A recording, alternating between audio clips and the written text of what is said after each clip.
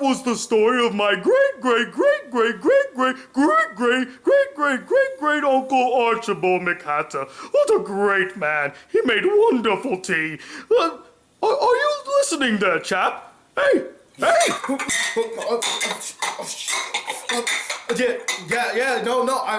I was totally listening. I'm very, very intrigued to know the story of the Hatter family. Please, do continue on, old sport. Well, splendorific! Now I can continue by telling you the tale of Ulysses S. McHatter, one of the greatest McHatters to ever live. He sailed the 7 seas selling tea to various countries. His story begins here in Wonderland, where he took his tea from a rabbit named Butterpeak.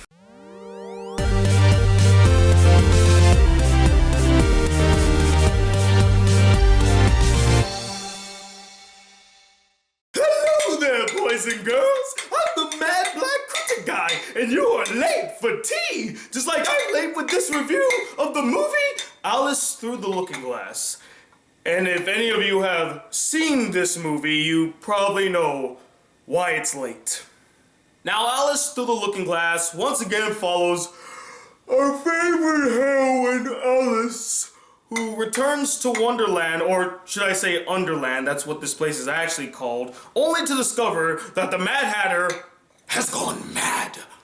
Wow, what a startling revelation, as if his name didn't already spell that out for us. But apparently he's gone mad in a different way, because he found like this piece of paper that was made into a hat that apparently he made for his family, and he is convinced his family must be still alive. They're out there somewhere. I must find them, but nobody believes him, and he starts to deteriorate in a very strange way. I mean, it's Underland. I mean, you kind of just gotta roll with it at that point. So he's about to die, he's deteriorating, and Alice makes it her mission to go try to save his family from some type of doom, or find his family, and she travels through time, and now, to be completely honest and proper, I actually enjoyed the first Alice in Wonderland film. Yeah, I know, shocking. And yeah, sure, it's not a great film by any means, and I'm not gonna sit here and defend it as such. The title is very misleading, and it terribly butchers the lore and story of the original Alice in Wonderland.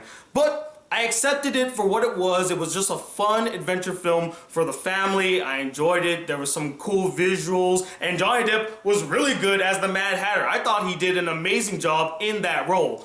Although I didn't like the fact that the Mad Hatter got so much focus and attention in the film called Alice in Wonderland. I mean, it's not called Alice and the Mad Hatter team up to fight the Jabberwocky. That's not the name of the film. The Mad Hatter is a supporting character that's in the background, not the foreground. But of course, because Johnny Depp is playing the Mad Hatter, you kind of gotta put his name on top and give his character more to do in the film, even though the Mad Hatter wouldn't do any of the stuff he did in the first one. I'm going on a tangent here. Point is, I liked the first film, but I didn't think that it needed a sequel. Like, no one was sitting out there saying, hey, when's the next Alice in Wonderland film coming? When are you gonna make a sequel to Alice in Wonderland? It was a mildly fun movie, and that's it. The only reason I could see for them making a sequel to this film, to Alice in Wonderland, is because Alice in Wonderland was one of the first films to break $1 billion in such a fast rate. I think it took it 3 months to break $1 billion.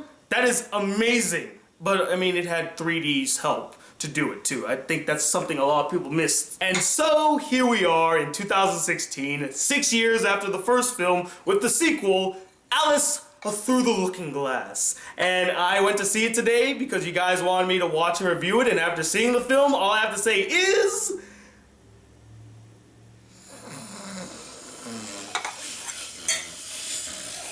the opening said it all, guys.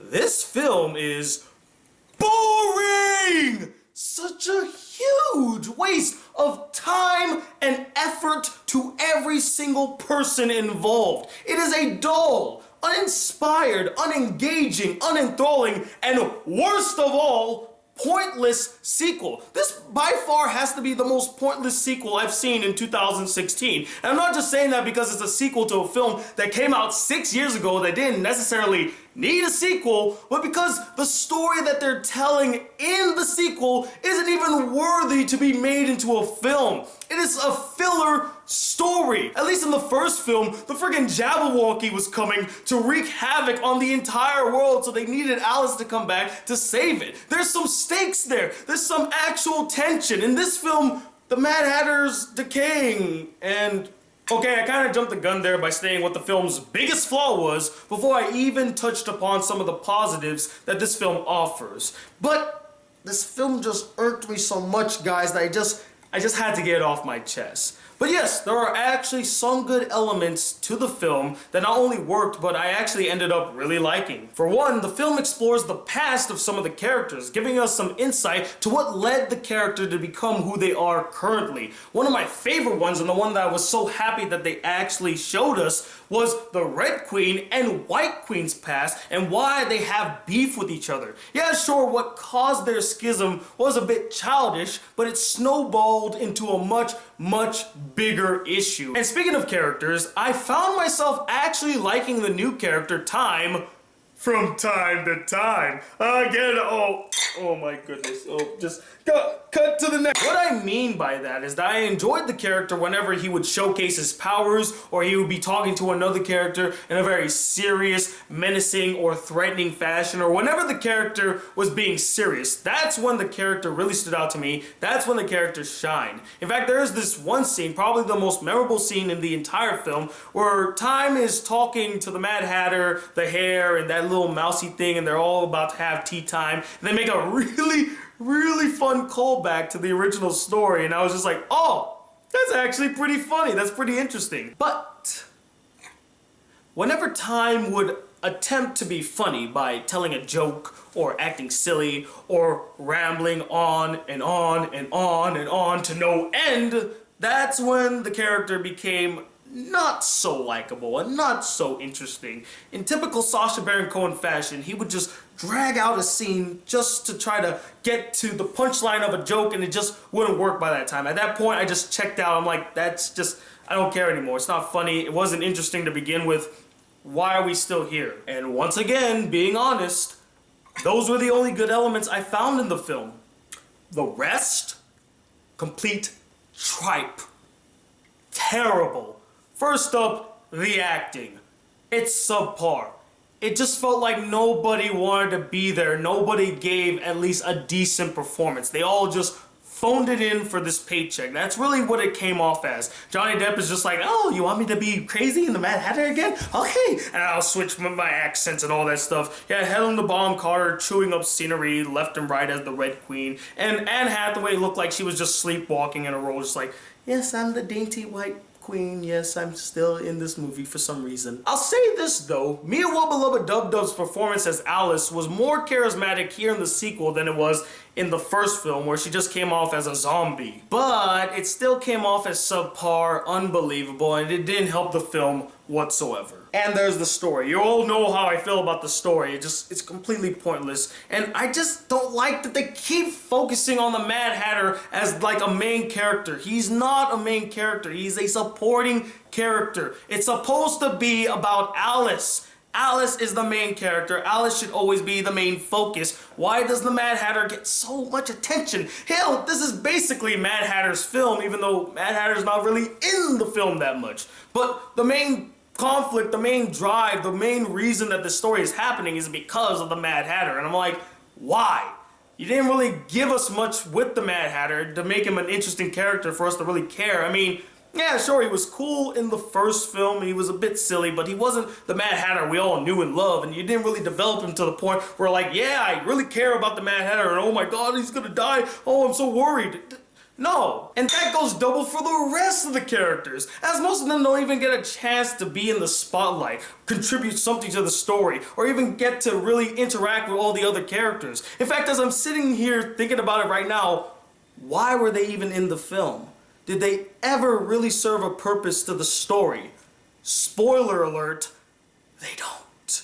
They're as pointless as the story being told. They're double pointless. There's nothing worse than being something pointless in an already pointless film. The only reason that they brought back these insignificant minor characters for the sequel is purely out of obligation to the fact that they were in the first film. That's it. They're only there to be like, hey, remember us from the first film? Didn't you love us so much when we actually served a purpose in the first film? Oh yeah, weren't those just great times? In fact, no, scratch that. I think the other reason is to give the voice actors and actresses and other actors and actresses an easy paycheck. I mean, if Johnny Depp can get an easy paycheck, why can't they, right? Honestly, guys, I just don't want to talk about this film anymore. It's a pointless sequel, it's not a fun time, it's boring, but you all already know that. Especially given the fact that it did so poorly at the box office. It barely reached 30 million for its opening weekend, whereas the original opened at nearly 100 million. So yeah, this is definitely a sequel nobody asked for and nobody saw. And I'm gonna give it a 1 out of 5 stars. It's an unnecessary waste of time. But as always, my beautiful ladies and dapper gentlemen, I'm not the end-all be-all opinion when it comes to Alice Through the Looking Glass. So I must ask, what did you guys think about the film? Did you love it to death? Do you think that it's a really good follow-up to Alice in Wonderland? Or is it really boring and contrived and you just really couldn't stand it and you don't know why they even made a sequel for it? And let me know what is the most unnecessary or even pointless sequel you have ever seen.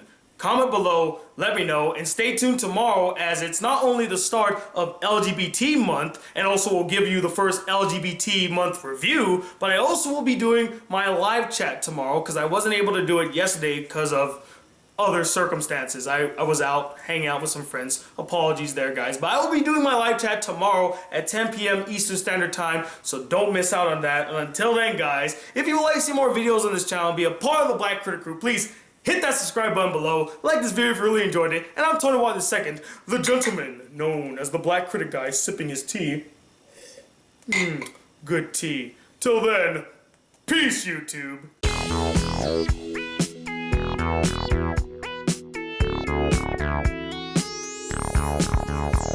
Wow.